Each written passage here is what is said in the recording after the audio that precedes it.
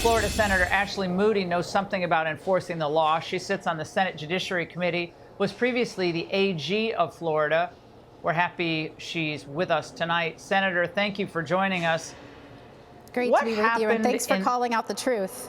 What happened in this case, Senator, and why are the courts and these prosecutors, and obviously the laws that are passed to allow this type of catch and release to continue, why is this happening still in the United States of America? You know, great question, and I love how you put it out there that the media is trying to spin this as the MAGA crime message. How about the guarantee of this country? In fact, when we became a country, it was a core function of government to protect the security and safety of its people so that we could protect their rights. And if a city is not doing that, if a state is not doing that, they are failing its citizens. In fact, what this video shows is that the Dems that are trying to hide this and are in charge of these cities, they believe that, I guess, the only people that should be safe are the folks that can drive a car or live behind a gate. I mean, how about people that have to use public transportation, have to live in these communities, in these cities? And I'm just so grateful there are people like you and President Trump and others that are willing to call this out for what it is. It is the result of insane policies. They're hypocritical policies because Florida did it completely different. Everything that, for example, the North Carolina governor currently used to be the AG there. He started a task force and came up with things like decriminalizing crime, letting no cash bail, all of the things that were the opposite of what Governor DeSantis and I pushed in Florida, which was completely different policies, which we called stronger, safer cities. And while the new North Carolina crime is skyrocketing, Florida's is at a 50-year low crime rate. So it is all comes down to policies, and you have to have strong leadership. Yeah, CNN's Brian Stelter says a certain thing is happening in the aftermath of this Charlotte murder. Watch. Trump-aligned figures succeeded in making this senseless death a symbol of big city crime. Some of the comments around this story are baldly racist, stoking fear of African Americans because this man attacked a white woman. The open racism on sites like X today, it's eye-popping.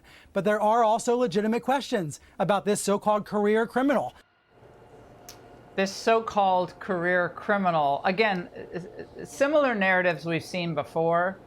They're trying to turn this into a racial issue, and what people who are actually reporting on it are trying to say is, no, the truth is the truth. It doesn't matter about who's doing what your skin color is. The truth is the truth, and they're either not covering it or trying to frame it as an issue only as it relates to Trump voters. I mean, this woman was a refugee from Ukraine, for goodness sakes. She came here for a respite and for, I would imagine, protection, and the rule of law matters here. And it breaks my heart that that type of charge, wouldn't the opposite be true if you had leaders that wanted to ignore going in and protecting citizens and doing everything they could to bring a crime rate down and making people feel safe just because they might be of a particular race or majority minority? I mean, we are Americans, and this country and leaders should stand up first and foremost to dedicating resources and brain power and strategy to make communities safe. I mean, some of these sanctuary cities have evolved even more so into sanctuaries for criminals. I mean, Pritzker released what he called a safety act, which police came out and prosecutors came out and were like, you cannot do this. It's going to make our state so much more dangerous. What we did in Florida was like, we're going to do the exact opposite of what they're pushing. And you're seeing in Illinois people getting out. It's a revolving jailhouse door. So of course they undermined the safety of these communities. And if you won't admit that, if you're going to refuse help from the federal government, from Trump, just because he's the president and you don't like him, you should be coming out every single day and saying, what resources are you dedicating? What policies are you changing? How are you shifting course and protecting your people? Oh, Senator, thank you very much. Great to see you tonight. Hey, Sean Hannity here. Hey, click here to subscribe to Fox News YouTube page and catch our hottest interviews and most compelling analysis. You will not get it anywhere else.